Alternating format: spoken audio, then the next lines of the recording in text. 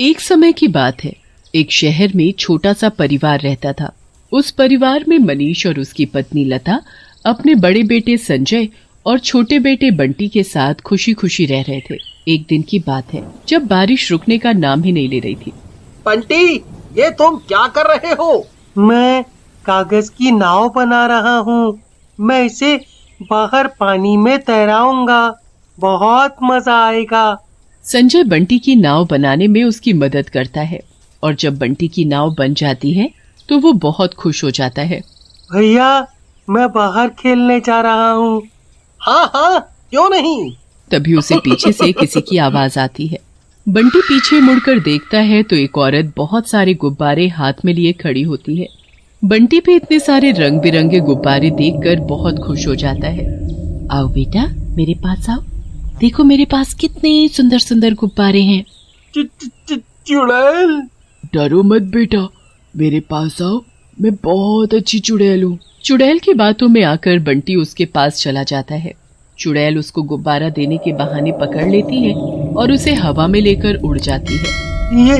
ये मुझे कहाँ ले जा रही हो? छोड़ दो, मुझे जाने दो। चुड़ैल उसे अपने साथ एक खंडहर से घर में ले जाती है जहाँ चारों तरफ गुब्बारे ही गुब्बारे होते हैं। इतने सारे गुब्बारे। ये गुब्बारे नहीं है, ये तो बच्चे हैं, बच्चे, मेरे प्यारे प्यारे बच्चे, जैसे तू है मेरा प्यारा बच्चा।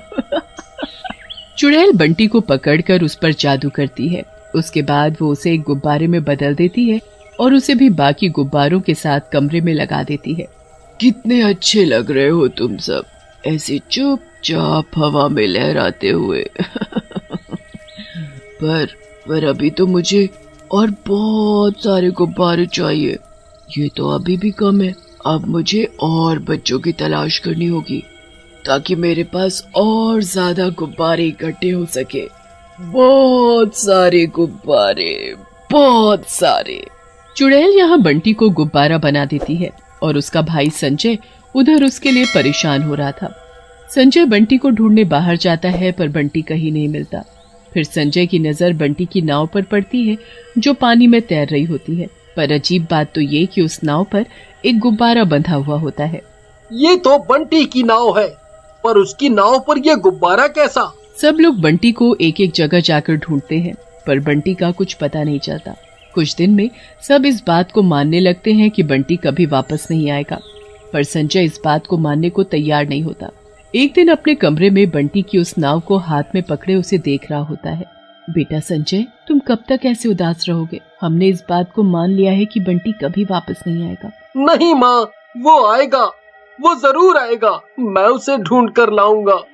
एक दिन स्कूल की छुट्टियां पड़ जाती हैं। अगले दिन से सब लोग रोज पार्क में मिलते हैं और खूब खेलते हैं। एक दिन जब सब लोग पार्क में फुटबॉल खेल रहे होते हैं तो फुटबॉल बहुत दूर पहुंच जाती है। ओहो, अब कौन लेकर आएगा फुटबॉल इतनी दूर से? राहुल, तुझे ही जाना पड़ेगा क्योंकि तूने ही उसे इतनी दूर पहुंचाया है। हाँ हाँ ठीक है। राहुल आगे झाड़ियों में जाकर फुटबॉल ढूंढने लगता है। कुछ देर बाद उसे फुटबॉल दिख जाती है, पर वो जैसे ही फुटबॉल को उठाने लगता है वो अपने आप आगे चली जाती है।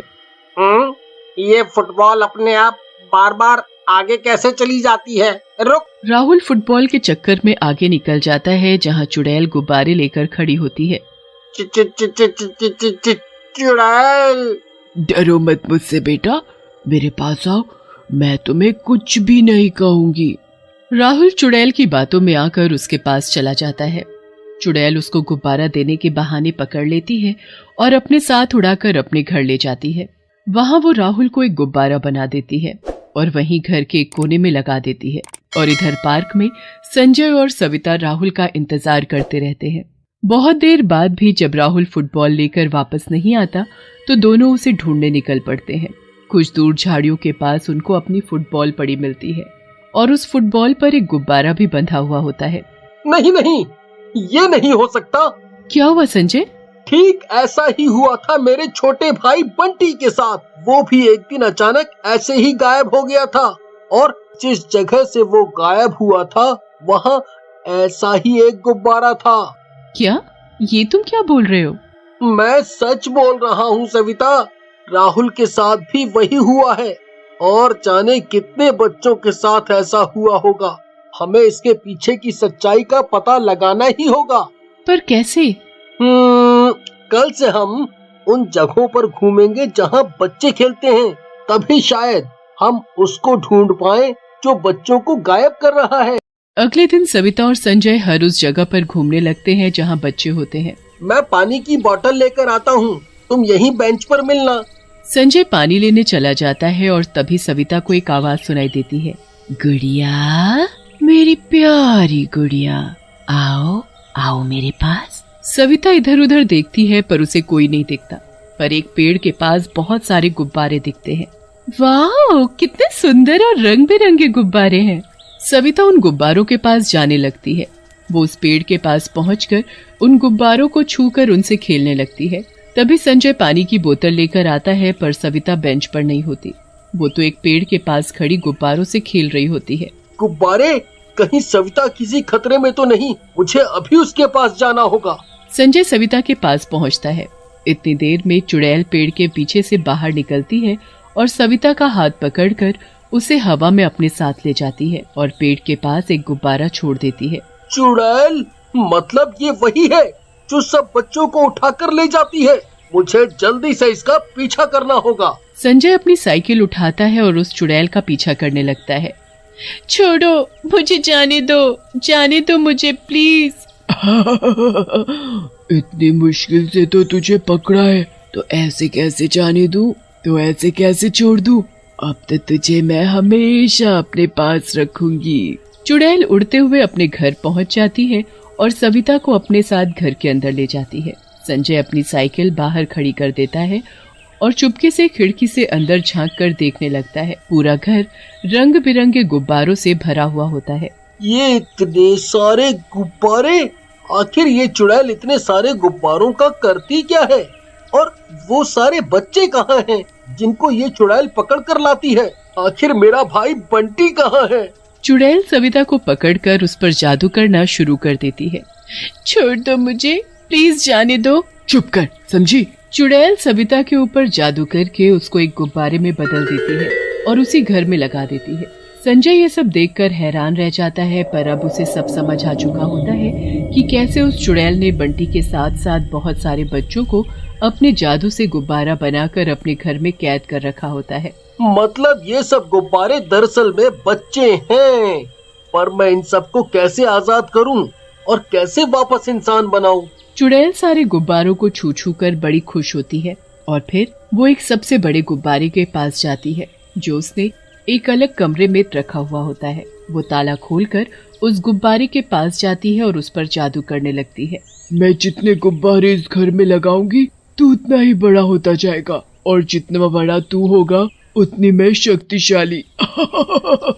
मुझे तुझे सबसे दूर रखना होगा, क्योंकि अगर तुझे कुछ हुआ तो मैं खत्म और सब आजाद। उसके बाद चुड़ैल उस कमरे में वापस ताला लगाकर चाबी को एक मटके के अंदर छुपा देती है और एक नए बच्चे की तलाश में घर से बाहर चली जाती है। चुड़ैल के जाते ही संजय घर के अंदर घुस जाता है। बंटी, बंटी, मेरे भाई, देख मैं आ गया तुझे बचाने। तू कहाँ है मेरे प्यारे भाई? संजय को कुछ समझ नहीं आता कि सारे गुब्बारों में से उसका भाई बंटी कहाँ है। ऐसे ढूंढने का कोई फायदा नहीं है। मुझे उस बड़े गुब्बारे को ही फोड़ना होगा जिसमें शायद उस चुड़ैल की जान है, और तभी सभी बच्चे गुब्बारों से इंसान बन पाएंगे। संजय जल्दी से मटके से चाबी निकालता है और कमरे का ताला खोलकर बड़े गुब्बारे के पास पहुंच जाता है। उसके बाद वो उस गुब्बारे को फोड़ने की कोशिश करता है, पर वो गुब्बारा इतना शक्तिशाली होता है कि किसी भी नुकीली चीज से नहीं फूटता। संजय ने गले में हनुमान जी का एक लॉकेट पहना हुआ होता है। संजय फिर उस लॉकेट को निकालता है, जिससे एक बार मारने पर ही वो गुब्बारा फूट जाता है और चुड़ैल का अंत हो जाता है। उसके बाद सभी गुब्बारे बच्चों में बदल जाते हैं। संजय अपने भाई बंटी और अपने दोस्त राहुल और सविता से मिलकर बहुत खुश हो जाता है।